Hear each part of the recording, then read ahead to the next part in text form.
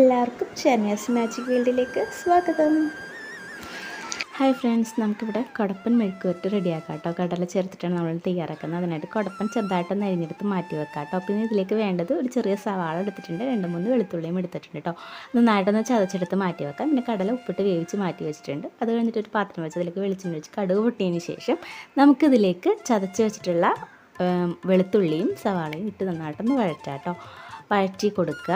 അതിലേക്ക് 2-3 പച്ചമുളക് ഇട്ട് കൊടുക്കുക. വേപ്പിലുണ്ടെങ്കിൽ അതും കൂടി ഇട്ട് നന്നായിട്ടൊന്ന് വഴറ്റിയതിന് ശേഷം ഇതിലേക്ക് ആവശ്യത്തിനുള്ള മുളക് പൊടി മഞ്ഞൾപ്പൊടിയും ചേർത്തിട്ട് ഒന്ന് അതിൻ്റെ പച്ചക്കുത്തൊക്കെ മാറിക്കഴിയുമ്പോഴേക്കും നമുക്കിതിലേക്ക് അരിഞ്ഞ് വെച്ചിട്ടുള്ള കുടപ്പനും കൂടി ഇട്ട് കൊടുക്കാം. ആവശ്യത്തിന് ഉപ്പും കൂടി ചേർത്തിട്ട് മിക്സ് ചെയ്ത് നമുക്ക് മൂടി വെച്ച് വേവിച്ചെടുക്കാം. അത് കഴിഞ്ഞിട്ട് ഇതിലേക്ക് വേവിച്ച് വെച്ചിട്ടുള്ള കടലയും കൂടി ഇട്ട് കൊടുക്കുന്നത് മിക്സ് ചെയ്ത് കഴിഞ്ഞിട്ട് അതിലേക്ക് നമുക്ക് കുറച്ച് തേങ്ങ എടുത്തിട്ടുള്ളൂ.